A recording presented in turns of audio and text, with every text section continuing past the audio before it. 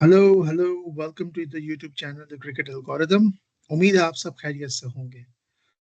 तो आज India versus New Zealand का ओडीआई मैच खेला गया और जो कि राजकोट में था, जो कि न्यूजीलैंड ने बआसानी 7 विकेटों से जीत लिया। पहले हम उस मैच के अंदर बात करते हैं। न्यूजीलैंड ने टॉस जीतकर इंडिया को बैटिंग की दावत दी और इंडिया ने प्लेइंग 11 में जो है वॉशिंगटन सुंदर की जगह नितेश कुमार रेड्डी को खिलाया।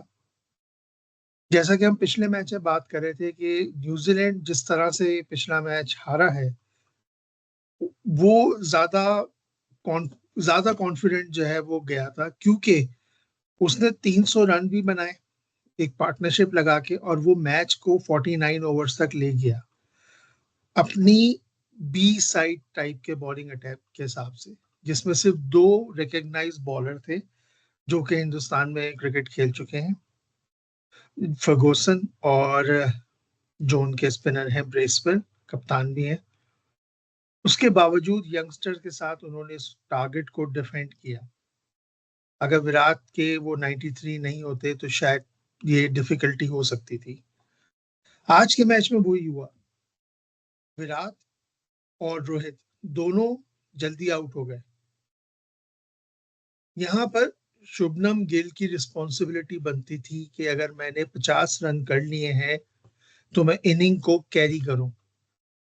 ऐसा लग रहा है कि T20 से ड्रॉप होने के बाद और टेस्ट मैच की इंजरी के बाद अब शुभनम गिल का क्लियर स्टांस नजर आ रहा है कि वो सिर्फ कैलकुलेटेड नंबर्स के हिसाब से इनिंग खेल रहे हैं।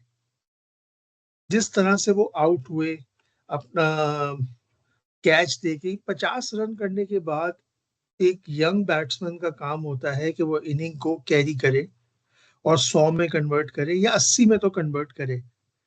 जब दूसरे एंड से रोहित जा चुका है वो, और विकेट थ्रो करने वाली बात थी, श्रेयस अय्यर आए, बैड लक आउट हो गए। मैं अभी भी उसको रेट करता हूँ कि उस प्लेयर को अगर कंसिस्टेंट चांसेस मिलेंगे वो इंडिया के लिए बहुत अच्छा परफॉर्म करेगा।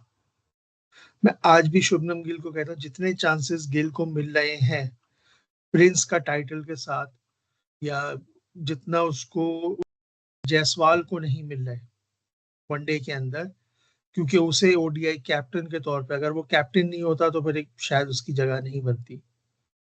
लेकिन ये भी एक लिमिट है, देखा जाएगा। अगला ओडीआई वर्ल्ड कप है, रोहित और ये विराट तो है उसमें, लेकिन उसके बाद आपको लॉन्ग टर्म देखना पड़ेगा किस प्लेयर को ऊपर आप रिलाई करें। मेरे हिसाब से उसको कैरी करनी चाहिए थी, लेकिन उसके बाद आते हैं जब सडनली 5 विकेटें गिर जाती हैं, 4 विकेटें सॉरी, तो पार्टनरशिप लगती है केएल राहुल और जडेजा के बीच में। अगेन मैं जडेजा से भी कोई ज्यादा सेटिस्फाइड नहीं हूँ। He called himself an all rounder. उसको बैटिंग ऑर्डर में प्रमोट किया गया, पिछले मैच में भी इसमें भी। मुझे नहीं याद पड़ता जडेजा कौन सी इनिंग लास्ट उन्होंने ओडीआई में खेली थी जिसके अंदर वो जो है उन्होंने इंडिया को जितवाया था। मुझे तो आईपीएल की वो इनिंग याद है जो उन्होंने गुजरात के खिलाफ खेली थी और इंग्लैंड के टेस्ट मैच में जो सेंचुरी की थी, मैच बचाया था उन्होंने बस। तो there are some things, some of the scenario जिसके ऊपर काम करना पड़ेगा। नितेश कुमार रेड्डी ने अच्छी पार्टनरशिप की, लेकिन मुझे ऐसा फील होता है, ये मेरा ओपिनियन था कि जब 40 ओवर में 200 हो गए थे और 5 विकेटें बची हुई थी आपके पास, तो दोनों में से किसी एक को, राहुल को या रेड्डी को, किसी एक को रिस्क लेना था। क्योंकि रेड्डी उस वक्त 8-9 रन पे खेल रहा था। उस वक्त मैं देख रहा था कि वो दोनों हर ओवर में 6 रन 7 रन भाग के करने की कोशिश कर रहे थे कि दो निकाल लिया, फील्डर पीछे खड़े हैं बाउंड्री के वेट कर रहे हैं तो हम दो दो निकाल लें। गुड स्ट्रैटेजी, लेकिन 8 रन के हिसाब से खेलना और एक बाउंड्री और फिर 5 रन लेके 10 रन का ओवर करना, अगर वो उस वक्त टारगेट करते तो इजीली 300 का टारगेट होता या 310 का होता। एक है, राहुल ने बहुत अच्छी सेंचुरी की क्योंकि विकेटें गिर गई थी, पार्टनरशिप लगाना था, उसने अपने हिसाब से इनिंग को सही खेला। लेकिन माइनर सा था कि उसने जो एक्सेलरेट किया ना अपनी इनिंग को, वो 46-47 ओवर के बाद किया उसने, क्योंकि वो उसको शायद ये लग रहा था कि उसके बाद सिराज, कुलदीप और प्रसिद्ध कृष्णा जो है वो शायद जल्दी आउट हो जाए, तो वो 44 ओवर में नहीं था, लेकिन किसी एक को रिस्क लेना चाहिए था। ये मेरा स्टांस है। 284 रन का टारगेट दिया गया। बॉलिंग में हर्षित राणा ने शुरू में ही कॉनवे को निकाल दिया, which is a good thing.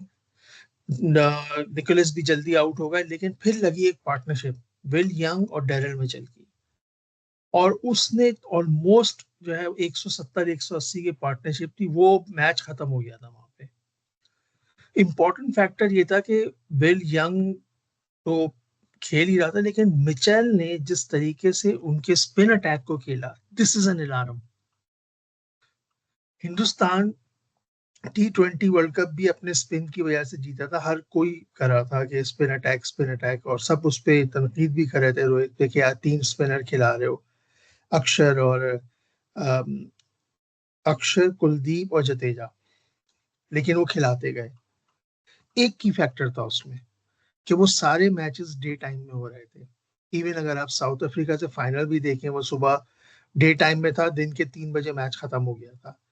आज का मैच रात में हो रहा है, रात में ड्यू फैक्टर होता है।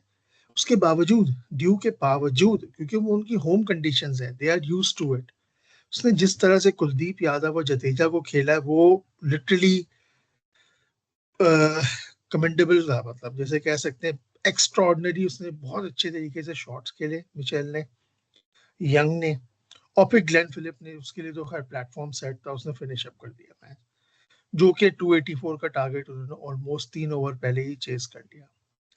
चेंजेस क्या एक्सपेक्टेड है? मैं पिछले मैच में भी कह रहा था, इस मैच में भी कह रहा हूँ, हर्षित राणा को प्लीज जो है ना ऑलराउंडर बनाने की नाकाम कोशिश ना करें। अक्षर पटेल को लाएं टीम में, अगर हार्दिक नहीं है तो अर्शदीप सिंह को लाएं टीम में। अगर ये दोनों इस टीम में होंगे, अर्शदीप एक विकेट टेकिंग बॉलर है और उसकी बॉल घूमती है शुरू के ओवर में। अगर वो शुरू में आके आपको 2 या 3 विकेट दिला देगा, मैच वहीं खत्म हो जाएगा न्यूजीलैंड का। इट्स अ डिसाइडर, आपको सोचना चाहिए। अक्षर पटेल भी एक विकेट टेकर बॉलर है, लोग उसे अक्सर स्लॉक करने जाते हैं, रन निकालने जाते हैं, और वो विकेट निकाल देता है उसमें। तो देखते हैं, संडे को तीसरा मैच है, उस बारे में बात करेंगे। आप लोगों को कैसा लगा, राय के बारे में बताइएगा। चैनल को लाइक करें, सब्सक्राइब करें और अपना ख्याल रखें। बाय।